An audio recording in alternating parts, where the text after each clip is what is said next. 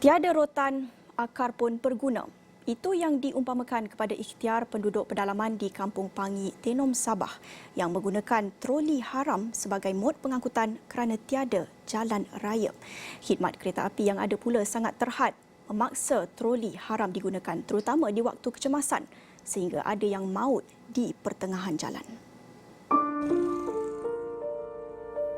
Lebih dari 7 buah kampung di Tenom bergantung kepada perkhidmatan kereta api sejak kampung itu mula dibuka sekitar tahun 70-an. Menurut penduduk, kekerapan laluan pula sudah dikurangkan dari 4 kali sehari pada awalnya kepada 2 kali sehari sejak tahun 2019. Keadaan ini memaksa penduduk lebih berharap kepada troli haram yang muncul pada 1992 dan digunakan sehingga kini. Biarpun tahu ia melanggar undang-undang, tetapi mereka tiada pilihan lain. Kami sudah bertahun-tahun di sini sudah minta itu jalan raya ataupun penambahan kereta api pun sampai sekarang tidak ada. Jadi macam mana kehidupan kami orang kampung di sini? Terpaksa kami bikin itu troli haram.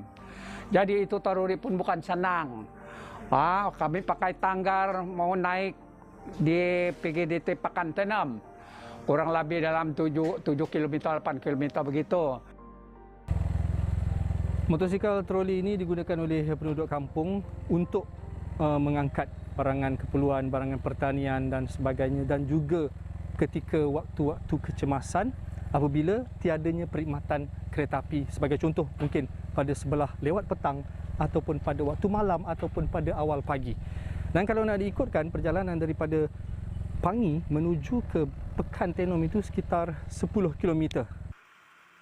Jaili Juningoh, 26 tahun, penduduk kampung Pangi yang menerima troli haram berenjin pernah menyaksikan kematian ahli keluarga kerana lewat dihantar ke Hospital Tenom yang jaraknya sejauh 10 km.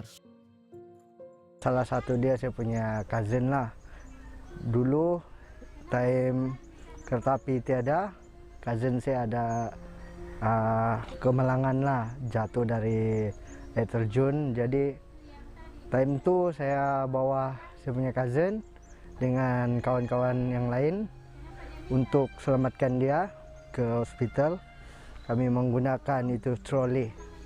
Tapi dari tempat kejadian 1 kilometer lebih itu saya punya cousin sudah tidak dapat diselamatkan lagi kerana mungkin terlalu lambat kami punya pergerakan sebab kami menggunakan troli yang tanpa enjin punya.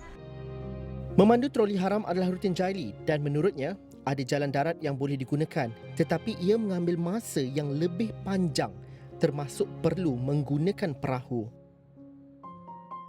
Jalan darat memang ada, tapi dia tidak sampai di kampung.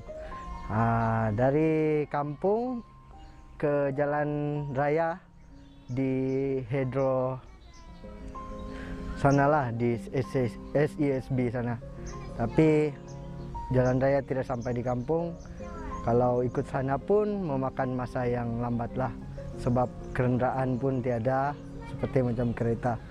Minta bantuan sama ambulans dari Tenom ke sana pun memakan masa yang lama. Menggunakan rel troli pun cepat, call lebih kurang saja. Lebih kurang, tapi lebih baik menggunakan troli lah. Sebab kita tidak perlu menyeberang, menunggu, call, sebab line telefon pun tidak berapa baik di sana. Kalau macam air besar, kita tidak dapat seberang pergi Hidro. Ada juga ibu mengandung yang melahirkan anak ketika menggunakan troli haram atau sementara menunggu kereta api untuk ke hospital. Ada yang lain tunggu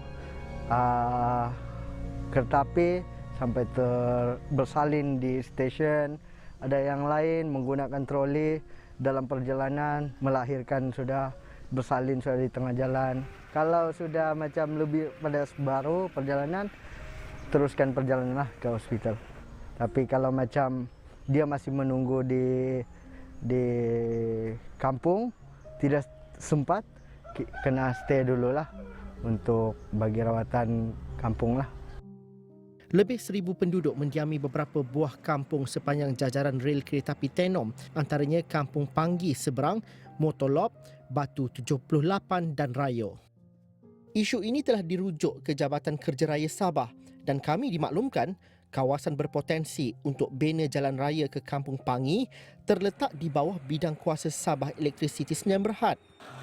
Astro Awani kini sedang cuba mendapatkan penjelasan pihak berkaitan berhubung isu ini.